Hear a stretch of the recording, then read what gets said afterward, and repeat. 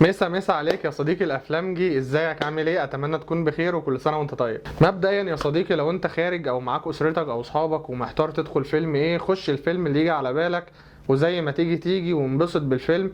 لان في الاول وفي الاخر كل واحد مننا مجرد بيقول وجهة نظره، ممكن انت تختلف او تتفق معاه، مش شرط وجهة نظره تبقى هي صح. ممكن انا اطلع واتكلم ان الفيلم وحش وانت تدخل وتنبسط بالفيلم، فبالتالي خد التجربة بنفسك وجرب ومش هتخسر حاجة. هنتكلم في كذا نقطة عن الحلقة ديت، وهي عن فيلم تاج، وليه الفيلم دوت بيتعرض لهجمات شديدة جدا، رغم ان دي اول خطوة في الافلام السوبر هيرو عامة، واول مرة نلاقي حاجة بتتقدم بالصورة ديت. ولكن خلينا نطلعها سلمة سلمة ونتكلم في نقطة نقطة. مبدئيا يا صديقي، لو انت مش مشترك في القناة اشترك وفعل زر الجرس عشان يوصلك كل جديد، ويلا بينا نبدأ حلقتنا.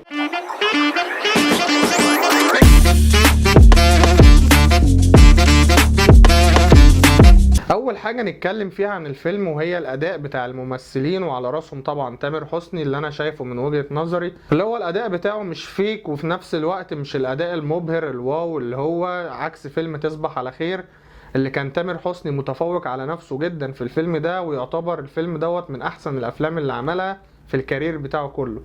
ده طبعا على الاداء التمثيلي وعلى القصه وعلى السيناريو وعلى كل حاجه بخصوص الفيلم ده. طبعا بعديه الممثله اللي بتشارك تامر حسني في بطوله الفيلم، وهي دينا الشربيني، اللي انا بحبها جدا، ودمها خفيف كده ومهضومه ولذيذه بصراحه وخفيفه على القلب.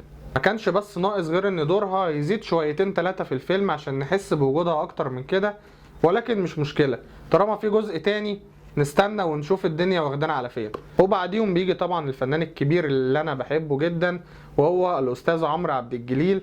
وهو للاسف انا مقتنع دايما ان عمرو عبد الجليل كده في الحقيقه، ودي نفس طريقه كلامه في الحقيقه، وبرضه كنت مقتنع وخايف ان هو في الفيلم هيستخدم الاسلوب بتاعه في بقيه افلامه، وهي دي فعلا الفكره اللي هو عملها. ولكن الفكره كلها ان الكتابه او السيناريو او السكريبت بتاع الدور بتاعه كان متخدم عليه بشكل كويس، فدوت خلى عمرو عبد الجليل يديني تفاعل حلو جدا مع الفيلم، لدرجه ان هو كان بيضحكني بصراحه طول المشاهد بتاعته، مفيش مشهد او افيه قال وانا ما ضحكتش عليه. تاني نقطه نتكلم فيها وهي الكتابه في الفيلم.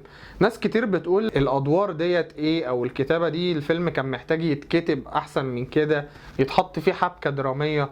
انا من وجهة نظري بصراحة مؤيد للرأي ده جدا، وشايف ان الكتابة في الفيلم عامل من العوامل الكارثية حرفيا، وده ان دل على شيء يدل على ان شخصية هارون اللي هو الفيليان او اللي هو الشرير اللي ظهر في الفيلم دوت ما شفناش عنه اي ماضي او اي دافع، لانها بس ظهر واعلن ان هو هيحارب تامر حسني او هيحارب تاج، ما نعرفش ليه او ما نعرفش ايه الدوافع اللي هو مر بيها وخلته كده. طبعا على الاقل هاتولنا جزء من الماضي او من الفلاش باك، هاتولنا هو مر بايه، ايه اللي حصل له في حياته، جايز نتعاطف معاه ونحبه زي ما حبينا سانوس مثلا، ليه لا؟ هاتولنا عن حياته وعن ماضيه، عايزين نعرف الراجل دوت مر بايه مثلا، ايه اللي خلاه يكره اخوه، ايه اللي خلاه مثلا يبقى بالوحشيه وبالقسوه ديت، ان هو عايز يحارب الكل وبيعادي الكل ومش عاجبه اي حد ومش شايف اي حد قدامه اساسا. كل دي حاجات مؤثره جدا وكانت محتاجه تضاف للفيلم، ودي اكتر جزئيه بتدل وبتوضح ليه الفيلم كان محتاج يتصرف عليه او يتكتب بشكل احسن من كده، عشان نعرف تاريخ الشخصيات ديت ايه، وايه اللي الناس ديت مرت بيه، وليه الشخص ده طيب وليه الشخص ده شرير، وليه دوت اصلا طالع بالمنظر دوت. حاجات كتير وتفاصيل كتير ناقصه، وللاسف الفيلم ما اداش عنها اي اهميه ولا اي حاجه.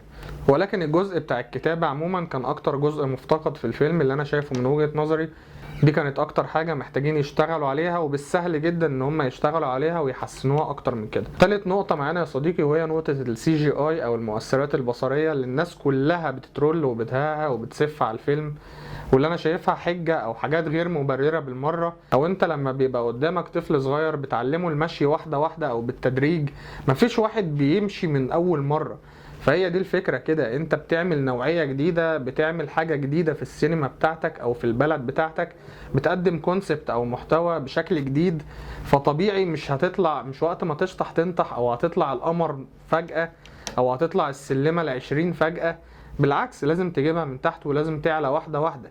فانا حقيقي مش فاهم الناس اللي بتتريق على المؤثرات البصرية ديت، كانوا حاطين في دماغهم ان هم داخلين مثلا فيلم المارفل او يتفرجوا على افنجرز اند جيم، او مش فاهم بالظبط كانوا. وديت فكره انا معاكم فيها جدا ومتفق ان السي جي اي او المؤثرات البصريه اتنفذت بشكل وحش جدا، وكان باين في اغلب الاوقات كان بنسبه 80% كل الحركات الخطر اللي هو كان بيعملها او بيستعين بيها باينه السيرف ان هي كروما او واير او اي استخدامات بصريه.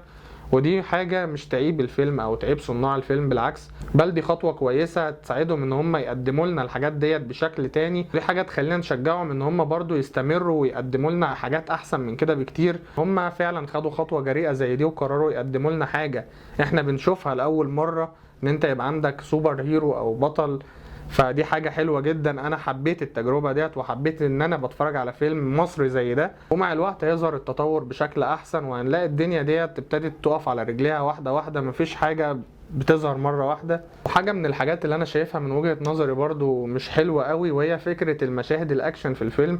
المشاهد الاكشن كانت محتاجة تزيد شوية، او الفيليان اللي هو هارون اللي ظهر كان محتاج ان هو يظهر في بداية الفيلم ويرزع في تاج، يعمل اي اكشن كده او يحسسنا بوجوده زي ما بنشوف في الافلام بتاعت مارفل او اي فيلم خارجي، مش شرط افلام مارفل. ولكن فيلم تاج لو جمعنا المشاهد الاكشن اللي فيه مش هتيجي مثلا 15 دقيقة او 20 دقيقة بالكتير قوي، وديت بصراحة مدة قليلة. اتمنى يشتغلوا عليها الجزء التاني، ان هم يزودوا مشاهد الاكشن شوية وجرعة الاكشن دي. بصراحة حاجة من ضمن الحاجات اللي هم معذورين فيها شوية، لان المشاهد دي كلها معتمدة على المؤثرات البصرية اللي احنا لسه بنشق طريقنا فيها وما وقفناش على رجلينا وما تمكناش منها 100%. ولكن في النهاية انا بحب اشكر صناع الفيلم بصراحة، ان هم تعبوا واجتهدوا واشتغلوا على نفسهم عشان يقدموا لنا الفيلم دوت. ولكن حتى لو المستوى ما كانش احسن حاجة، فانا متفائل باللي جاي. مستني اشوف في الجزء الثاني هل هيضم اشخاص جديدة، هيضم نوع فيليان جديد، هيضم ابطال خارقين تانيين، الله اعلم. ولكن انا متفائل جدا ومتحمس للنوعية دي من الافلام، ومستني بصراحة اللي جاي. دي كانت نهاية حلقتنا يا صديقي. ما تنساش تعمل لايك وسبسكرايب وتفعل زر الجرس عشان يوصلك كل جديد، واكتب لي رأيك في الكومنتات تحت. سلام.